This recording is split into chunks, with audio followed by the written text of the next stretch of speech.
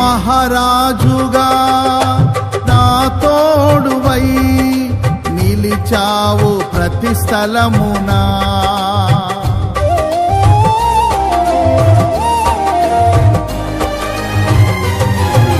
నా భారము నీవు మోయగా సులువాయే నా పయనము. నీ దయచేతనే కలిగిన క్షేమము ఎన్నడు నన్ను వీడదే. నీ దయచేతనే కలిగిన క్షేమము ఎన్నడు నన్ను వీడదే. నీ